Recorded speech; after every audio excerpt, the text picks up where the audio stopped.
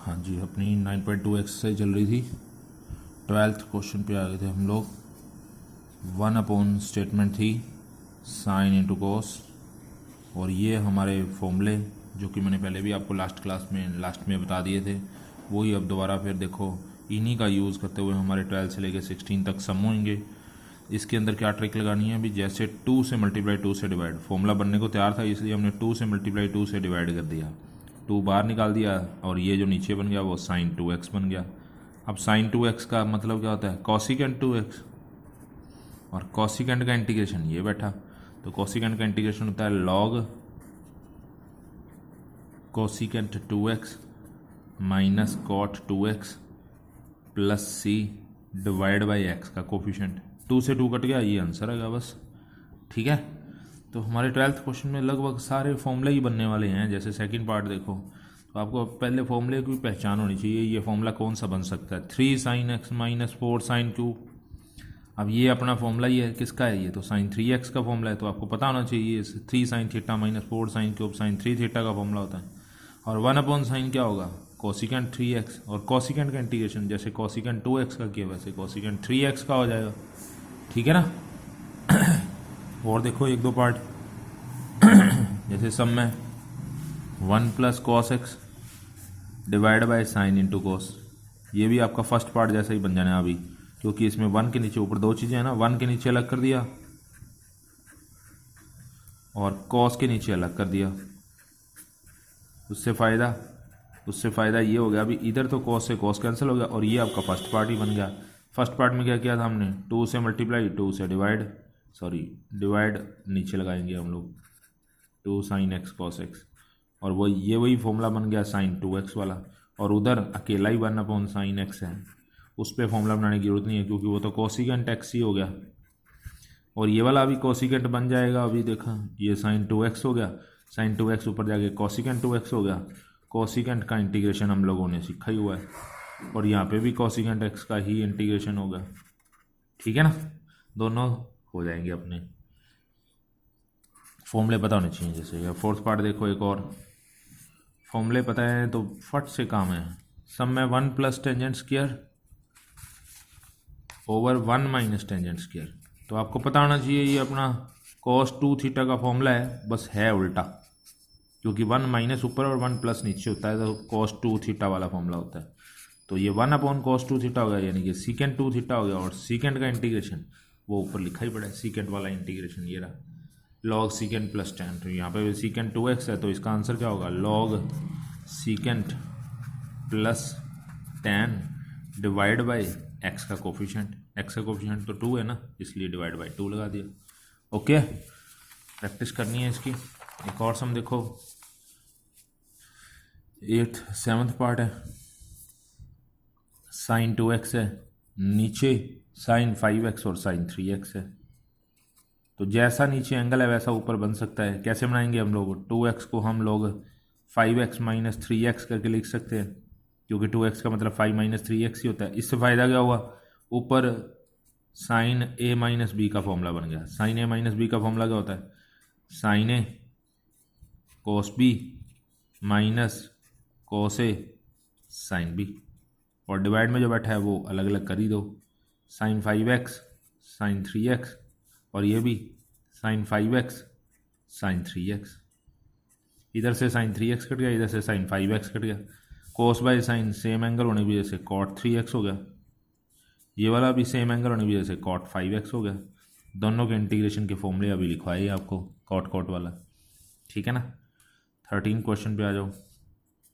13 के लगभग सारे पार्ट एक जैसे ही हैं। सब में हमने देखो क्या करना है, 13 का फर्स्ट और सेकेंड एक जैसा है। एक एक पार्ट बताता हूँ इसका। Sine x upon sine x minus a, तो अगर ये नीचे वाली चीज़ ऊपर होती तो हम फॉर्मूला खोल के और नीचे वाली चीज़ को दोनों के नीचे अलग अलग कर देते, पर ये नीचे नहीं है, वो ये चीज़ अगर ऊपर होती तो, पर ये ऊपर तो नहीं है, अभी नीचे है, तो हम नीचे से ख़त्म कर देते हैं। इस डबल चीज़ को हमने किसी का नाम दे दिया, एक्स माइनस ए को टी नाम दे दिया, यहाँ से एक्स की वैल्यू निकाल ली टी प्लस ए। तो अब सम के अंदर ऊपर एक्स की जगह तो साइन टी प्लस ए डल जाएगा, और नीचे साइन टी डल जाएगा, क्योंकि साइन एक्स माइनस ए को हमने टी पुट किया हुआ है, तो नीचे बन गया साइन टी। D T.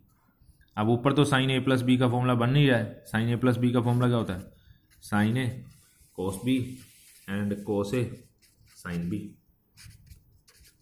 और डिवाइड में जो बैठा है वो दोनों के नीचे अलग अलग कर दिया, इधर साइन टी इधर भी और साइन टी इधर भी। फ़ायदा क्या हुआ? इधर तो साइन टी कट गया, कॉस ए रह गया। कॉस ए तो कांस्टेंट ही होता है, बाहर वन का integration with respect to T. Sine a बाहर निकल गया, कॉस बाय साइन कॉट, और कॉट ये 4 फॉर्मूले लिखाए हैं, वही फॉर्मूले दोबारा यूज हो गए। 1 का इंटीग्रेशन टी करके अपना काम कर लो, टी की बाद में वैल्यू डाल देना। तो first second third fourth, third fourth में भी यही काम है। थर्ड फोर्थ देखो, थर्ड फोर्थ दोनों एक जैसे हैं इसी सम के। इसमें क्या है? कॉस एक्स प्लस ए अपॉन में साइन एक्स प्लस बी। नीचे भी ऊपर भी डबल है, चलो फॉर्मूला तो खोल देंगे, पर नीचे डबल नहीं होना चाहिए। तो नीचे डबल यानी दो चीज़ों का प्लस माइनस, हमने उसको हटा दिया, एक्स प्लस बी को टी पुट कर लिया। यहाँ से एक्स की वैल्यू निकाल लेते हैं, क्या आएगी? यहाँ से एक्स की वैल्यू आएगी T minus B. D X is equal to क्या होगा? D T. तो अपना सम में डी एक्स की जगह तो डी टी डाल देंगे, और ऊपर एक्स की वैल्यू हमने निकाल के रख रखी है टी माइनस बी, और प्लस का ये बैठा ही था, और नीचे सिर्फ सिंगल ही रह गया एंगल साइन टी, जो कि हम ऊपर नीचे अलग अलग ऊपर वालों के साथ अलग अलग कर सकते हैं। पर ऊपर तीन तीन चीज़ें हो गई, कोई नहीं, 3 को हम 2 बना देते हैं। कैसे? पहला टी पड़ा रहने देते हैं, दूसरे वाले में प्लस ए माइनस बी लिख देते हैं, यानी कि ये हो गया आपका कॉस ए प्लस बी का formula. Cos A plus B का फॉर्मूला क्या होता है? कॉस ए प्लस बी का फॉर्मूला कॉस ए यानी कि cos T, cos A minus B, और साइन टी और साइन ए माइनस बी। अब जो आपके पास नीचे मटेरियल पड़ा था वो दोनों के नीचे अलग अलग हो गया। ऊपर उधर तो साइन टी से साइन टी कट ही गया, इधर कॉस टी बाय ये हो गया कॉट टी। ये कांस्टेंट है, ये बाहर निकल जाएगा। ये sine A minus B constant है, ये बाहर निकल जाएगा, अंदर आ जाएगा सिर्फ 1 का इंटीग्रेशन, तो टी होता ही है। ठीक है ना? सारे एक जैसे थे लगभग, बस ये अभी थोड़ी डायरेक्शन चाहिए कैसे करना है। 14 क्वेश्चन देखो, 1/√1 माइनस साइन एक्स। तो फॉर्मूला पता होना चाहिए 1 माइनस साइन का, जो कि पता नहीं है, तो फिर आप पहले साइन को कॉस में बदल लो, 90 माइनस की हेल्प लेके लो जी। अब तो पता है अपने को 1 माइनस कॉस का, 1 माइनस कॉस का फॉर्मूला होता है 2 साइन स्क्वायर एंगल का हाफ। कितनी बार यूज़ हो चुका है अपना ये फॉर्मूला। इसके ऊपर रूट भी था, 2 तो रूट में √2 रह जाएगा, साइन स्क्वायर अंडर रूट से बाहर निकल जाएगा, स्क्वायर से स्क्वायर रूट कट जाएगा। ठीक है, तो ये बन गया अपना √2, साइन स्क्वायर से स्क्वायर रूट कट के साइन रह गया, और साइन को उठा के ऊपर भेज दो, साइन ऊपर जाके क्या हो जाएगा? कॉसिकेंट। और कॉसिकेंट का इंटीग्रेशन के 4 फॉर्मूले, वही बार बार फॉर्मूले हमारे यूज हो ही रहे हैं। ठीक है ना? 14 का फर्स्ट सेकंड में भी यही कहानी है। सेकंड में क्या? ऊपर साइन एक्स है, नीचे 1 प्लस साइन एक्स है। जैसा है नीचे एंगल है वैसा ऊपर बना सकते हैं, 1 प्लस कर देते हैं, 1 माइनस कर देते हैं। अब 1 प्लस साइन के नीचे 1 प्लस साइन अलग कर दो, ताकि बेस सेम होने की वजह से डिवाइड में पावर सब्ट्रैक्ट हो सके। बेस सेम है, डिवाइड में है तो पावर सब्ट्रैक्ट। और ये तो अपना पहला ही पार्ट बन गया इसके जैसा, बस वो 1 माइनस था, ये 1 प्लस है। ये बिल्कुल उस जैसा पहले पार्ट जैसा सम बन गया। ये ऊपर आ गया 1 प्लस साइन, और ये नीचे ही पड़ा रहने दिया। दोनों को साइन को कोस में बदल लो, 90 माइनस की हेल्प लेके इसकी तरह, फिर फॉर्मूले लगा दो दोनों पे, इंटीग्रेशन हो जाना है। 15 देखो, 15 सम में एक अलग ट्रिक है। 15 सम में क्या है? 1 साइन प्लस कोस। कभी भी साइन और कोस नीचे प्लस में आ जाएं, चाहे उसके साथ कोफिशिएंट जो मर्जी बैठा हो, 1 2 A B जो मर्जी बैठा हो। जैसे ये थर्ड पार्ट है, सेकंड पार्ट में tan सीकेंट है, तो पहले उसको साइन कोस बना लो, फिर वह इस तरह इनकी तरह ही दिखाई देगा। इधर साइन और कोस का कोफिशिएंट जो भी है उसका स्क्वायर का सम का अंडर रूट, ये हमने इंक्रीजिंग डिक्रीजिंग में भी सम किए हुए हैं दोनों। साइन और कोस के कोफिशिएंट का स्क्वायर का सम का अंडर रूट आपने मल्टीप्लाई और डिवाइड करना है डिनोमिनेटर में। ये लो, डिवाइड तो अंदर भेज दिया, मल्टीप्लाई वहाँ रख दिया। उससे क्या फ़ायदा हुआ? ये 1/√2 तो बाहर निकल गया, 1/√2 तो बाहर निकल गया। अंदर इस 1/√2 की वैल्यू cos 45 डाल दी, वो sin x है ही। इसकी वैल्यू sin 45 डाल दी, वो cos x है ही। तो this become sin a cos b cos a sin b यानी कि ये फॉर्मूला बन गया साइन ए प्लस बी का, और साइन को उठा के ऊपर भेज दोगे वही कोसिकेंट, यानी सभी सम में बनना वही कोसिकेंट और सीकेंट, और वो टैन और वो कॉट है 12 से लेके 18 तक 16 तक, ठीक है ना। इसमें भी साइन और कॉस के कोफिशिएंट का स्क्वायर का सम 1 का स्क्वायर और √3 का स्क्वायर का सम, यानी कि 1 और 3 यानी कि 4 यानी कि 2, तो 2 से मल्टीप्लाई और 2 से डिवाइड, ठीक है ना। अब इसको फिर उसी तरह ये 1/2 की वैल्यू कॉस था 60 डाल देना, उसकी साइन 60 डालना, साइन है कॉस भी कॉस है साइन भी, सेम बन गया अपना 15 का सेकंड जैसा फर्स्ट जैसा, और जो बीच में सेकंड रह गया उस वो तो सीकेंड टेन में, सीकेंड टेन वाले को आप साइन कॉस में बदल सकते हो। 16 क्वेश्चन है, 16 क्वेश्चन में हम लोग पुटिंग करेंगे, साफ साफ दिखाई दे ही रही है, x + 1/e की पावर में x वगैरह कुछ नहीं होना, e की पावर में x स्क्वायर, x के अलावा कुछ नहीं होना चाहिए, यहाँ पे तो बहुत कुछ पड़ा है, तो x + 1/x को ही टी पुट कर लिया, इसका डेरिवेटिव तैयार बैठा है, लो जी, ठीक है। ये आपकी एक्सरसाइज कंप्लीट हो गई है, प्रैक्टिस करो इसको। नेक्स्ट एक्सरसाइज करेंगे अब 9.3 एक्सरसाइज में क्या, साइन की पावर ऑड वगैरह, साइन पावर n वाले सम, या फिर कोस पावर n वाले सम, या फिर टेंजेंट पावर n वाले सम, या फिर कॉट पावर n वाले सम, या सीकेंट पावर n वाले सम, या कोसिकेंट पावर n वाले सम, इस टाइप के सम आएंगे। इन दोनों के लिए एक ही ट्रिक है, अगर n इज ऑड हो तो, इवन हो तो 2 4 तक तो हमने कर ही रखा है, 6 8 तक तो इतना बड़ा नहीं आएगा। साइन की पावर n, मान लो आपका सम आ गया साइन क्यूब, मान लो आपका सम आ गया साइन 5, या आपका सम आ गया साइन 7, ठीक है। यही कॉस पावर 3 कॉस 5 या कॉस 7 सबके लिए एक जैसा ही काम है। क्या काम है, साइन क्यूब का वैसे हमने पहले एक्सरसाइज में कर लिया था, 9.2 हमने सब्सटीट्यूट वाली कर ली, तो अब ये सारे सम हम सब्सटीट्यूट के अकॉर्डिंग करेंगे।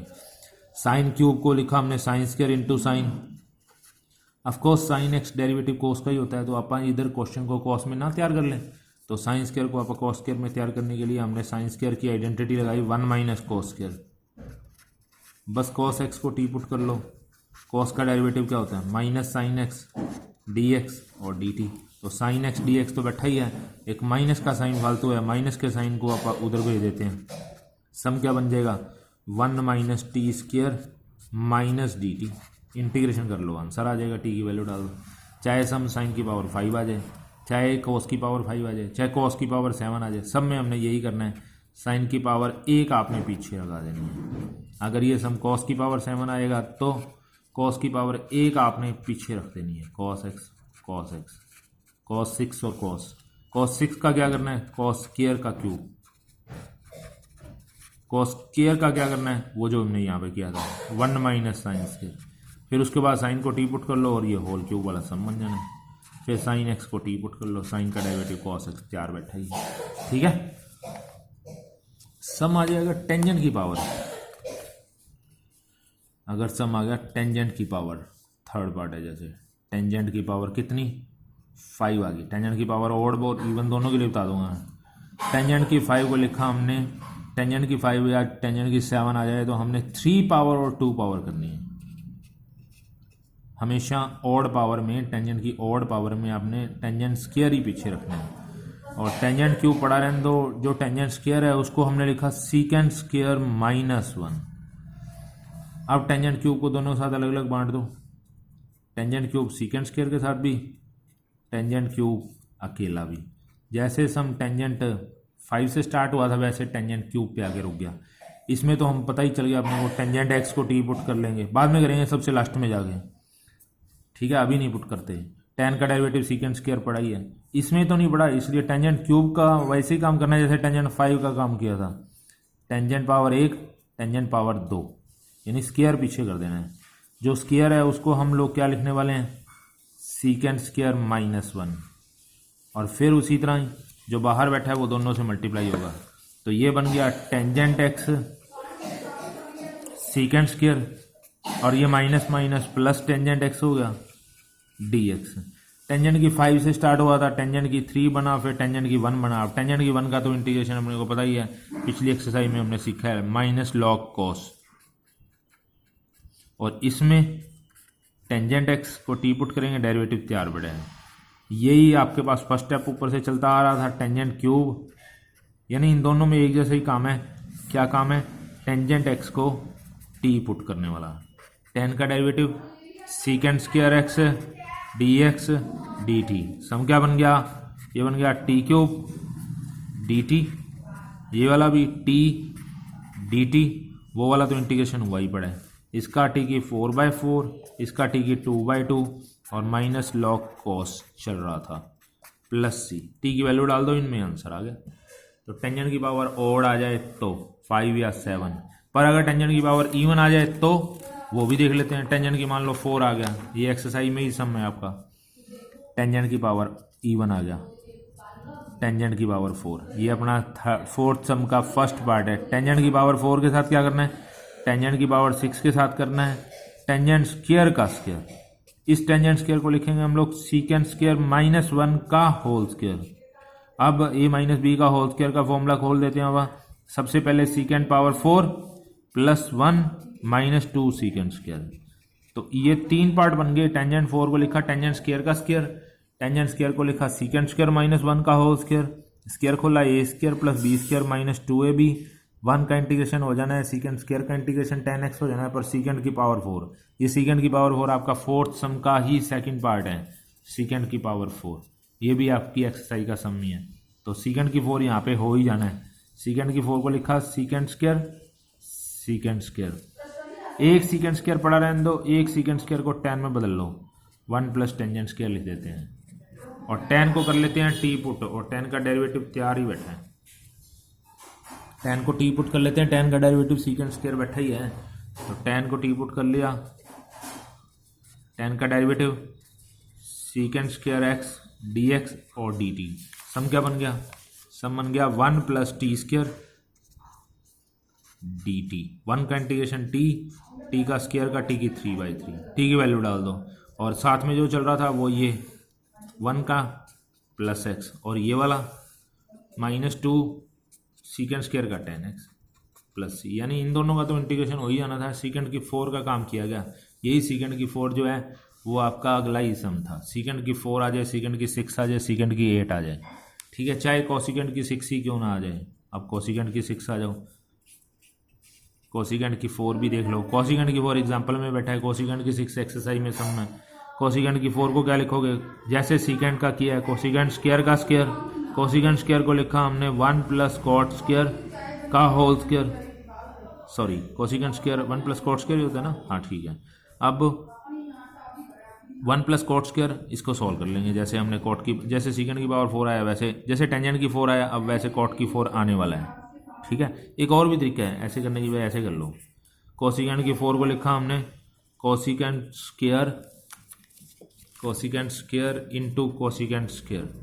कोसिकेंड स्क्वायर ऑफकोर्स कॉट का ही डेरिवेटिव होता है, इसी से करेंगे। कोसिकेंड की 4 को लिखा cosecant square, cosecant square, cosecant square को लिखा 1 + कॉट स्क्वायर, कॉट को कर लिया टी पुट और डेरिवेटिव तैयार ही बैठे हैं। बस ऐसे करना था, कॉट को टी पुट कर लो, कॉट का derivative minus cosecant square x D X और डी टी। माइनस फालतू है तो सम बन जाएगा 1 + टी स्क्वायर का होल टी टी।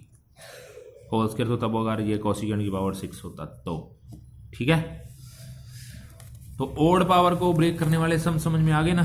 जैसे सेकंड सम में अपना एक सम आ गया, सेकंड का सेकंड पार्ट है साइन पावर 4 कॉस पावर 3। अब ओड पावर 4 और 3 में 3 वाली है, तो अपन अगर दोनों ही ओड हो तो छोटे वाली पावर को ब्रेक करना होता है, अगर एक हो तो फिर ओड को ही करना होता है, कॉस स्क्वायर और कॉस। अब क्या करना है? साइन पावर 4 पढ़ा रहने दो, कॉस स्क्वायर को लिखा 1 - साइन स्क्वायर, साइन को किया टी पुट, डेरिवेटिव तैयार ही बैठा है, ठीक है। साइन एक्स को टी पुट किया, साइन एक्स का डेरिवेटिव क्या होता है? Cos x D x d T. तो सम बन गया टी की पावर 4 1 - टी स्क्वायर, और ये वाला अपना डी टी। T4 को अंदर भेज दो, T4 - T6, दोनों के इंटीग्रेशन करके टी की वैल्यू डाल दो, आंसर आ जाना है, ठीक है। तो ये सेकंड का फर्स्ट पार्ट तो अपना पहले हो ही चुका है, sine square cos square first exercise में आया था। सेकंड थर्ड फोर्थ दोनों हो गए हैं, ठीक है। थर्ड सम पे आ जाओ। थर्ड सम पे साइन स्क्वायर जो सेकंड का सेकंड, थर्ड और फोर्थ है वो तीनों एक जैसे हैं, उसमें कॉस की पावर को ही ब्रेक करना है। कॉस की पावर 3 है ना सब में, sine square divide by cos power 4। तो साइन स्क्वायर के नीचे कॉस स्क्वायर ही ले लो, साइन स्क्वायर के नीचे कॉस स्क्वायर लगा दिया, बाकी जो बचा हुआ कॉस स्क्वायर वो पीछे लिख दिया। उससे फ़ायदा sine square by cos square तो अपना टेंजेंट स्क्वायर हो गया, और वो कॉस स्क्वायर जो ऊपर जाके सीकेंट स्क्वायर हो गया। टेंजेंट को कर लो टी पुट, टेंजेंट का डेरिवेटिव तैयार ही बैठा है। टेंजेंट का डेरिवेटिव क्या होता है? Secant square d x d t. Sum क्या बन गया? T square d t. Tangent को टी पुट किया ना, ऐसे ही हमारे ये सारे पार्ट्स हो जाने हैं। ठीक है, थर्ड का फोर्थ पार्ट बिल्कुल एग्जाम्पल भी पढ़ा है। थर्ड का फिफ्थ पार्ट में देखो, एक थर्ड का फिफ्थ पार्ट बड़ा अच्छा था, ये हमारा पहले भी आया था। जब भी आपके पास साइन और कॉस कभी नीचे डिनोमिनेटर में मल्टीप्लाई पड़े हो ना, तो उनकी पावरों को ऐड किया करो। जैसे इसकी पावर 1 है, इसकी पावर 3 है, तो इनकी पावर को ऐड किया तो 4 पावर बन गई। तो आपने उतने की पावर 4 से ऊपर नीचे डिवाइड करना है कॉस की। तो हमने कॉस की ही पावर 4 से ऊपर डिवाइड किया, कॉस की पावर 4 से ही नीचे डिवाइड किया। उससे फ़ायदा क्या होगा? कॉस की क्यूब तो कैंसिल हो गया, कॉस की 4 से 3 पावर कैंसिल हो गए, 1 पावर तो बचेगी। ऊपर तो सीकेंड की पावर 4 हो गया, वो तो अभी अभी सीखा है हमने सीकेंड की पावर सोल्व करना। नीचे साइन बाय कॉस एक tan रह गया, तो सीकेंड की 4 को सीकेंड स्क्वायर एक सीकेंड स्क्वायर को 1 + tan स्क्वायर, tan को t, नीचे भी तो tan बैठा ही है, वो भी t पुट हो जाएगा साथ में। ठीक है, ये हमारी 9.3 एक्सरसाइज कंप्लीट कर लेना। ओके, 9.4 एक्सरसाइज के लिए नेक्स्ट फॉर्मूले 9.4 के साथ ही करेंगे।